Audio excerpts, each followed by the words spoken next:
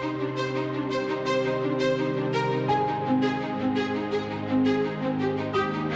going to welcome you to a new age. It's the never normal. I know over the past few years, and many people are still talking about going back to normal. Bad news. There is no going back to normal, and we're going to talk about normal, what normal is, just to give you a reference. And this is going to be important not only for your reference, but to help others, because there's a lot of other people that really need help that are just waiting to get back to this normal. Soon as the pandemic struck and beginning in March of 2020, I had a podcast. I started to do almost a live stream every day, just interviewing people who had different opinions. And we talked about the new normal, the return to normal, the back to normal, the next normal, the future next, the next future. And they all seemed okay. They seemed exciting to talk about. But what we didn't have, it just didn't resonate. It just didn't feel right, because that meant we were going back to some type of status quo, that it was going to be predictable and certain.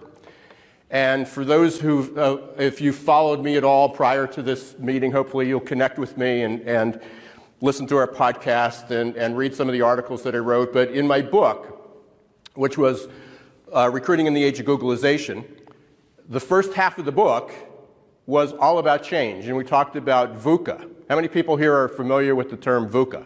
Some of you may be, because we talked about that on Wednesday. VUCA has been around for almost 40 years, and it was inspired by one of my favorite leadership thought leaders, Warren Bennis. Some of you younger ones may not recognize the name, but quite popular through the 1990s, early 2000s, and certainly the 1980s. And he had, I don't know how many books, way too many than I can remember. But there's several of them on my shelf. But he said that future leadership would be, what would be required was our ability to live in a VUCA world. And VUCA represents volatile, uncertain, complex, and ambiguous. Volatile, uncertain, complex, and ambiguous. And I can't think of a better acronym to describe our life beginning March 15th, 2020. Volatile, uncertain, complex, and ambiguous. Just this week alone, we flew out here Tuesday, but beginning Monday, with a leak from the Supreme Court, I don't want to go political on you, and we're not, but just the news of that, how disruptive it was. And then yesterday, the stock market plummeting. And the expectation is that we'll have volatility, uncertainty, complexity, and ambiguity, and they're saying for the next year. And that's almost a false promise. It's giving people false hope, because as humans, we are addicted to certainty. We love the certainty. We love the routine. We love the predictability.